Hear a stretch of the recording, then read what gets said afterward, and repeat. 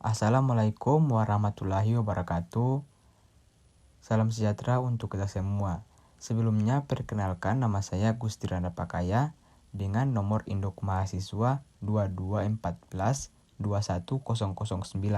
dari Prodi Ilmu Hukum Kemasyarakatan Pendidikan Pancasila Kewarganegaraan dengan mata kuliah pengantar ilmu pemerintahan serta dosen pengampu mata kuliah yang terhormat Bapak Roni Lokum, SPD, MSc. Seni pemerintahan. Mendengar kata seni tentu saja tidak asing lagi kita dengar, yakni mengenai seni-seni yang ada dalam suatu pemerintahan maupun dalam seni-seni dalam kata lain. Baik, di sini saya akan melakukan presentasi atau penjelasan tentang seni-seni dalam suatu pemerintahan ini. Seni di sini bisa kita artikan dalam bahasa Indonesia sebagai padanan. Jika kita terjemahkan ke dalam bahasa Inggris atau bahasa Latin, yakni skill. Nah, suatu pemerintahan atau seni pemerintahan ini jika tidak memerlukan atau tidak mempunyai skill-skill yang hebat, maka suatu pemerintahan tersebut akan hancur dan tidak berjalan dengan semaksimal mungkin. Nah, jika kita memerlukan jika kita mempunyai skill-skill yang hebat, maka pemerintahan akan berjalan dengan lancar dan akan lebih maju. Nah, dalam istilah seni tentu saja tidak asing lagi di pikiran kita. Seni ini sangat banyak, tetapi di sini kita mengarah pada seni dalam suatu pemerintahan. Pelaku seni di sini bisa kita katakan sebagai artis. Nah, pasti akan bertanya-tanya, mengapa demikian? Karena banyak yang mengatakan bahwa suatu ilmu berawal sebagai filsafat dan berakhir sebagai seni. Dan ada juga yang memperhadapkan ilmu-ilmu dengan seni, yakni para tokoh yaitu Gilbert Haig dalam Seni Mendidik. Pada ilmu jadi dianggap seni sebagai identik dengan kepandaian atau keterampilan. Tetapi harus kita ingat juga ungkapan orang pandai, yaitu orang yang memiliki tenaga dalam kekuatan magic, yang pandai melakukan hal-hal yang di luar kemampuan seperti yang ia sering lakukan seperti kebiasaan-kebiasaannya. Tetapi seni dapat dipahami setelah mempelajari sebuah seni-seni dengan berbagai pengetahuan yang lain. Nah, dari penjelasan itu tentu saja kita semua sudah bisa berpikir bahwa seni ini bisa kita katakan sebagai suatu atau kita ini sebagai artis yang mempunyai seni-seni yang hebat dalam suatu pemikiran ilmu, serta tindakan-tindakan yang kita lakukan atau kebiasaan-kebiasaan yang sering kita pelajarkan kepada orang lain. Kemudian di sini kita akan mempelajari tentang hubungan yang berpengaruh atau berbagai pengetahuan tentang seni. Kita masuk pada seni yang pertama, yakni seni dan sejarah atau seni dan masyarakat. Nah, dalam seni ini mengandung atau kita mempelajari suatu dua aliran yang berbeda, yakni aliran Fine Arts dan aliran Youth Arts. Sejak tahun 1968, Encyclopedia American meringkas atau menguraikan perkembangan seni sejak zaman purbakala atau Private Arts, Mesir dan Mesopotamia, Yunani, Romawi, sampai zaman modern dengan berbagai aliran yang di dalamnya mengandung seperti Romanesque, Gothic, Renaissance, Baroque, dan lain-lain. Yang mengatakan dua aliran yang saya jelaskan atau sebutkan tadi, yakni Encyclopedia of the Social Science pada tahun 1957. Dia mengemukakan atau menyatakan dua aliran dalam bidang seni tersebut. Sebagian aliran seni pertama beroleh kedudukan atau memperoleh kedudukan sebagai simbol status sosial dalam kalangan atas. Contohnya seperti yang melalui art collecting, yakni sebagian lagi dicaci maki oleh kaum moralis. Dari perbuatan kaum moralis tersebut menimbulkan semakin langka, semakin antik, semakin beda, semakin unik, semakin tinggi nilainya, karena fine art tidak terjangkau oleh suatu masyarakat bawah. Kemudian kita masuk pada seni yang kedua, yakni seni dan craft atau skill. Dalam seni dan craft skill ini menggambarkan yaitu kesejajaran antara artis dengan suatu administrator suatu dalam pemerintahan. The Craft of Public Administration tersebut pada tahun 1975 yang menggambarkan suatu kesejajaran tersebut. Nah, di sini saya akan sedikit bercerita tentang kejadian atau kesejajaran dalam suatu seni dan craft atau skill tersebut, skill ini. Jika Berkeley meletakkan titik berat kualitas seni pada Unquets, tidak demikian halnya Plato 6 abad yang lalu. Nah, masyarakat memerlukan bahkan menuntut kepandaian yang mampu menyelaraskan dan menyeimbangkan kepandaian yang suatu dengan kepandaian lainnya seperti halnya kepandaian seorang dirjen. Nah, atau konduktor memimpin sebuah orkestra. Tetapi dalam suatu kesejajaran ia mampu mengidentifikasi mana yang sumbang sekecil apapun sehingga setiap tim bisa menghasilkan kinerja yang istimewa dalam suatu kesejajaran tersebut. Nah, di sini Plato menyebut orang yang berkepandaian seperti itu disebut politikus. Kemudian kita lanjut pada seni yang ketiga, yakni seni dan filsafat. Dalam seni dan filsafat ini mengandung penjelasan serta menimbulkan pertanyaan-pertanyaan yang belum diketahui. Nah, dalam seni ini sangat bagus untuk kita bahas, yaitu mengenai filsafat-filsafat serta seni-seni dalam suatu pemerintahan yang menimbulkan banyak-banyak pertanyaan. Seperti kita ketahui, filsafat ini berasal dari bahasa Latin yang kita sebut sebagai filosofia. Jika kita lihat dari kamus besar, yakni filsafat yaitu sebagai investigasi yang meliputi berbagai pertanyaan-pertanyaan yang mendasar mengenai hal-hal yang belum kita ketahui tentang suatu pemerintahan ataupun hal yang lainnya. Di sini saya akan memberikan suatu contoh pertanyaan yang mengkaitkan tentang filsafat, yaitu apakah hakikat segala yang ada?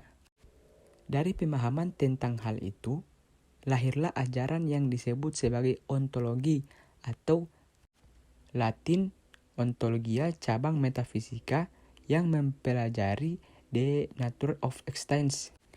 Kemudian ada suatu tokoh yang bisa menjawab atau menjelaskan tentang Alice Jabana menjawab tentang pertanyaan yang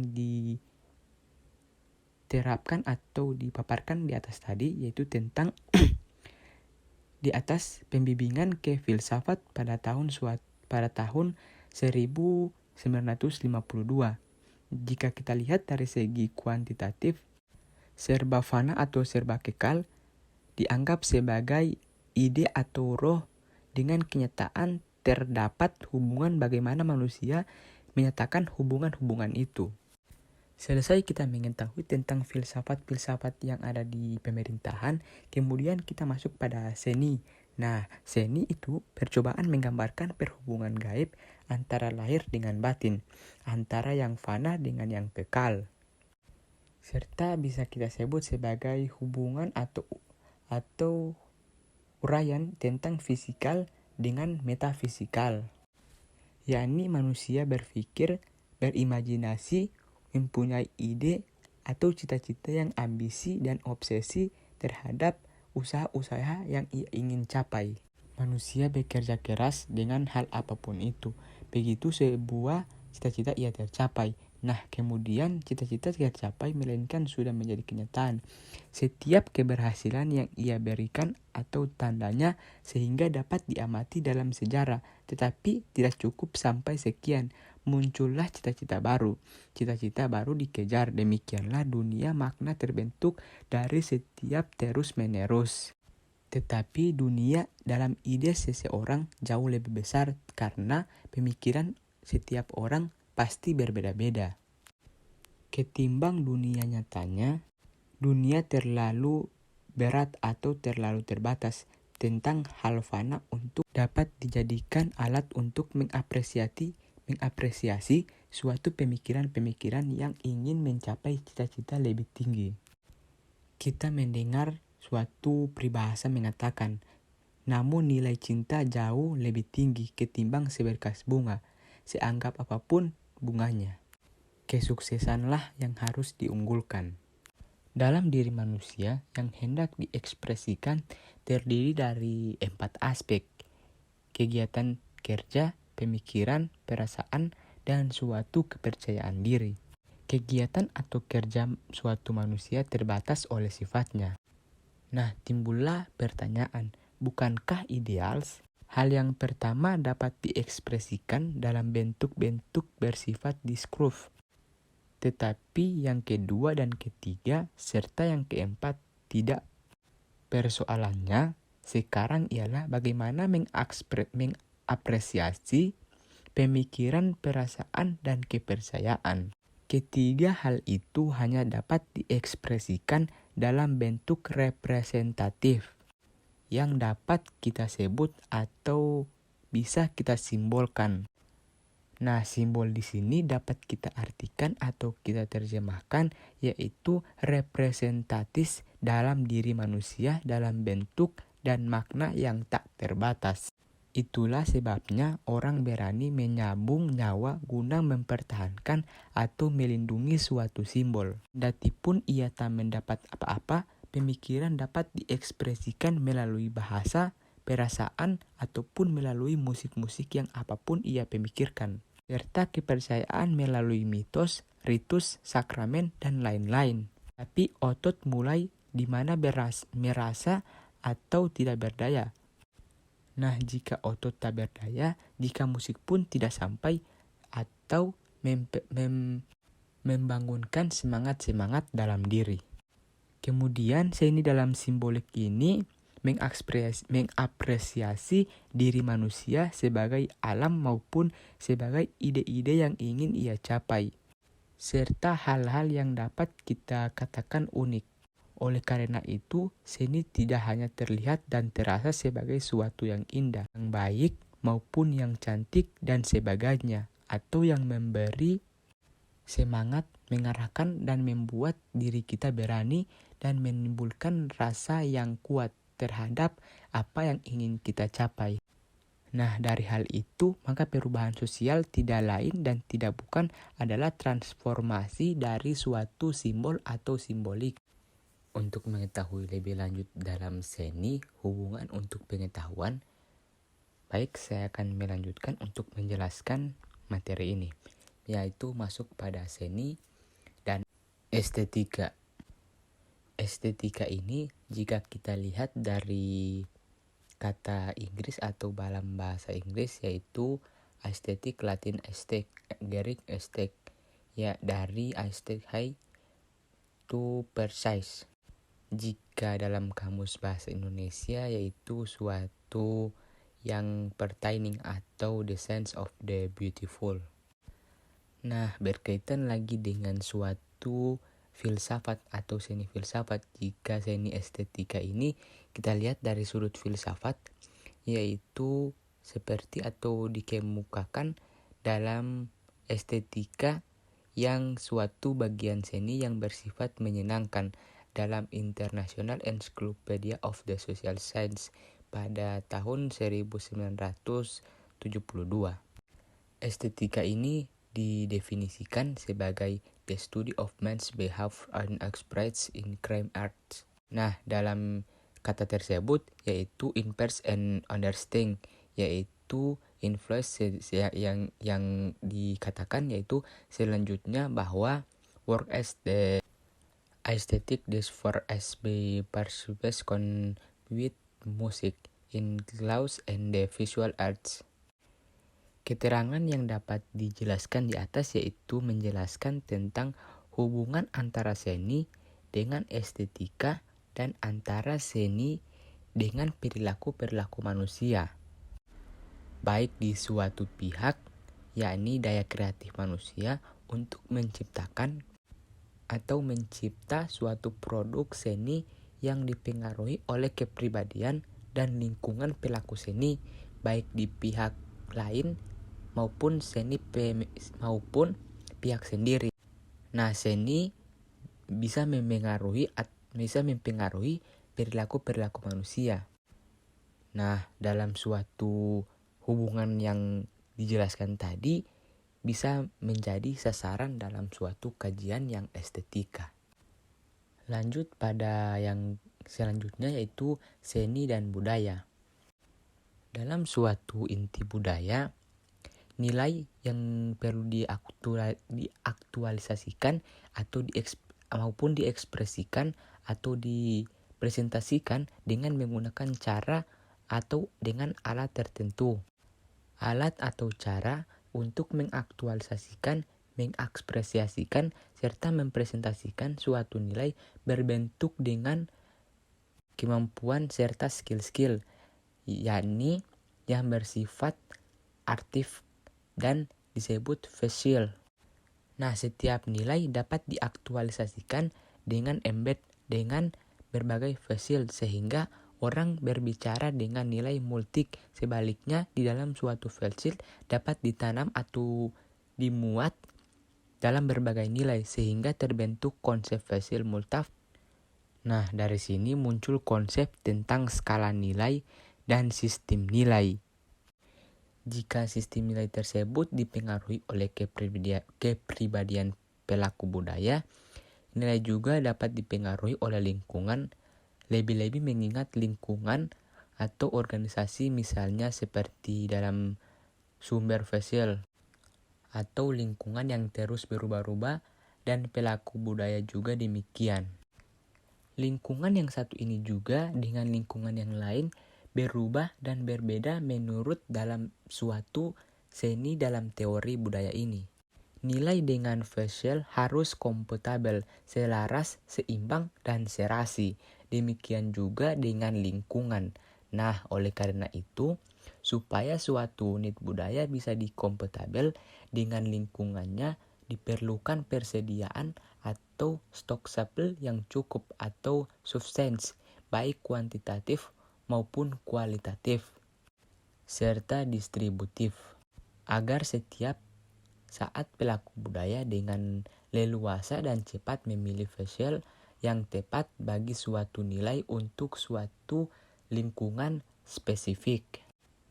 Perlu diketahui bahwa facial yang sudah digunakan berubah menjadi lingkungan yang baru, yang pada gilirannya mendorong terbitnya nilai baru atau perubahan nilai-nilai yang lama, dan perubahan facial yang sudah ada, baru demikian seterusnya. Nah, agar persediaan facial seoptimal mungkin dari perilaku budaya yang dituntut daya eksploratif, daya kreatif, serta daya imajinatif yang tinggi bersama-sama dengan kemampuan intelektual yang mumpuni, yaitu human imagination dan intelligence merupakan andalan dua perusahaan teknologi tinggi terkemuka berturut-turut Microsoft. Nah, di sini bisa kita lihat atau saya jelaskan, yaitu Tom Peters dalam The Tom Peters Seminar, yaitu pada tahun 1994 menciptakan facial baru yang berbeda dengan dan lebih ketimbang yang lain atau yang lama, yang kompatibel bagi suatu nilai hendak dipresentasikan di dalam suatu lingkungan melalui eksplorasi mental, jelas merupakan sebuah seni dalam suatu budaya.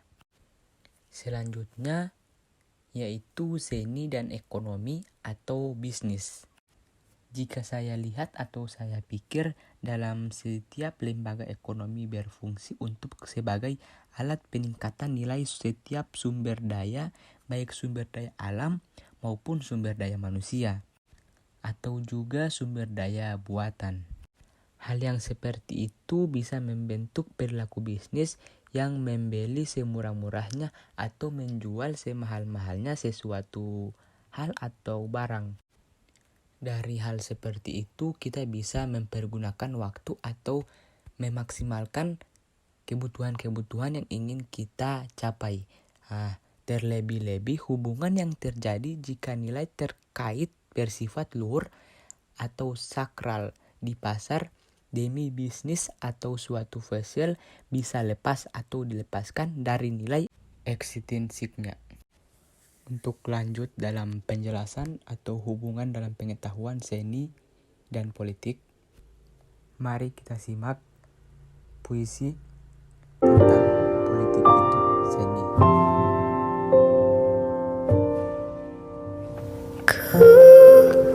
Lihat ibu pergi.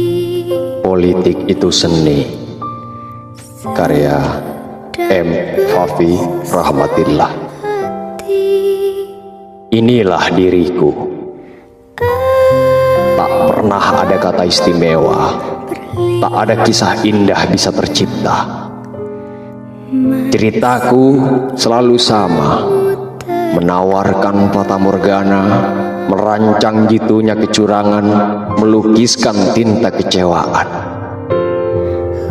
Hanya mengukir luka dari masa ke masa.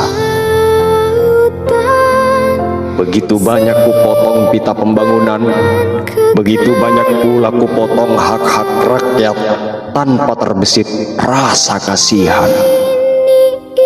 Senyum simpul yang kutampilkan, simbol jari yang kuacungkan, hanya sebatas kode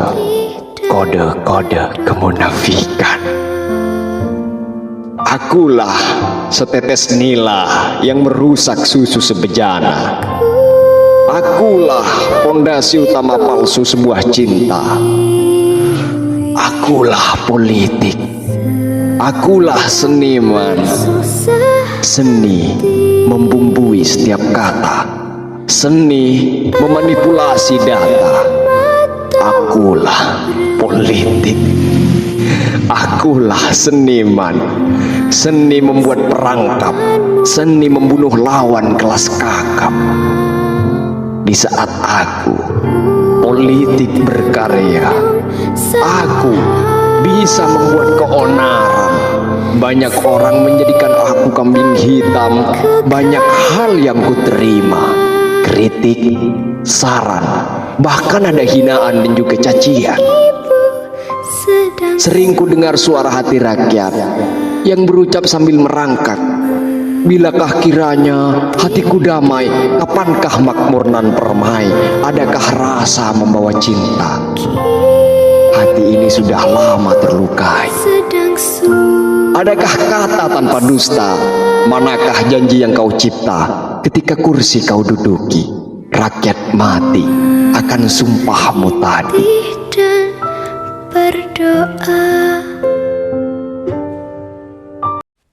Setelah kita merenungi puisi tentang politik itu seni, baik, politik berkaitan dengan suatu kekuasaan. Dalam suatu pola perilaku politik meliputi suatu pembentukan kekuasaan melalui cara semudah mungkin, dengan menggunakan kekuasaan seefektif mungkin, dan mempertanggungjawabkan suatu penggunaan kekuasaan seformal mungkin, serta menyangkut penggunaan kekuasaan dengan menggunakan nilai-nilai kekuasaan. Permainan suatu seni atau pola perilaku politik ibarat permainan sulap dan sihir. Lanjut pada seni dan ilmu pengetahuan. Telah kita ketahui atau telah dikemukakan jauh sebelum kita mengenal ilmu berawal sebagai pengetahuan atau filsafat berakhir dengan seni. Hal tersebut sangat atau sejajar dengan suatu ilmu atau adegan ilmu amalia dan ilmu ilmiah. Ilmu bukan hanya untuk ilmu, tetapi ilmu untuk diterapkan dan digunakan untuk membangkitkan suatu kekuasaan-kekuasaan dalam seni pemerintahan ataupun seni-seni politik. Jika kita melihat penerapan dalam ilmu pengetahuan terdapat 3 macam, yaitu yang pertama teknologi, yang kedua aturan atau norma, serta yang ketiga seni. Nah, dalam hubungan itu atau perilaku teknologi adalah cara untuk melakukan atau kita pecahkan suatu masalah tertentu atau melaksanakan kegiatan-kegiatan tertentu yang efektif, efisien, dan produktif. Nah, jika kita melihat suatu contoh, yaitu kunci busi hanya untuk membuka busi mobil, dan norma dapat diartikan sebagai aturan tertentu yang harus diperhatikan dan ditaati dalam melakukan kegiatan-kegiatan tertentu, yang menunjukkan di mana yang seharusnya, yang mana dapat dibiarkan, dan mana alat ukur dan mana yang dapat diukur, mana yang boleh dan mana yang tidak. Nah, jika dilihat dari sudut itu, setiap disiplin ilmu dapat dianggap sebagai seni atau memilih aspek suatu seni. Selanjutnya yang terakhir yaitu tentang seni yang dapat dipahami untuk hubungan pengetahuan, masuk pada seni yang terakhir yaitu seni pemerintahan. Jika kita melihat dari suatu penjelasan seni pemerintahan, kita bisa melihat juga fungsi dari seni pemerintahan ini. Yang pertama yaitu sebagai ekspresi perilaku dalam kepribadian. Yang kedua sebagai representasi nilai atau pribadi atau kelompok. Yang ketiga sebagai vessel bagi suatu nilai. Dan yang keempat sebagai komoditas pasar dalam lingkungan yang berbeda-beda dan berubah-ubah. Dalam hubungan itu, nilai dasar seni adalah suatu kebebasan kreatif untuk memilih atau menciptakan suatu yang berbeda, yang lain, dan yang lebih. Kemudian, pemerintahan itu dapat didefinisikan sebagai suatu proses pengakuan, perlindungan, dan pemenuhan tuntutan yang diperintah rakyat dan jasa publik atau layanan-layanan sivil oleh pemerintahan yang dibutuhkan oleh rakyat. Nah, di sini menimbulkan suatu permasalahan karena tuntutan itu bisa berkonflik, baik dalam suatu individu maupun antar kelompok. Nah, kepentingan maupun antar pemerintahan yang diperintah oleh maka proses tersebut memerlukan legitimate power yang disebut authority. Dari permasalahan itu, kita bisa menimbulkan atau menggunakan suatu dua nilai dasar dalam suatu pemerintahan, yaitu power pemerintahan dan legitimitas ya dari yang diperintah. Dengan perkataan lain itu, yaitu janji dan bukti dari pemerintah dan imbalannya yang harus dipenuhi. Power itu sendiri yang meliputi nilai-nilai derivatif seperti influencer, force, dan violence. Dalam sistem demokrasi, legitimitas dan trust itu datang dari pihak yang diperintah, baik dalam proses pembukaan kekuasaan, proses penggunaan kekuasaan, dan proses pertanggungjawaban penggunaan suatu kekuasaan dalam suatu pemerintahan. Dengan demikian, yang dimaksud dalam suatu seni pemerintahan ini adalah eksplorasi, ekspresi, representasi, kemahiran atau fasil dalam nilai-nilai pemerintahan yang unik, yang beda dari yang lain, dan yang lebih ketimbang yang sudah ada dalam lingkungan yang serba berbeda dan serba berubah-ubah, yang dilakukan oleh pemerintah untuk memperoleh legitimitas dan trust dari yang diperintah.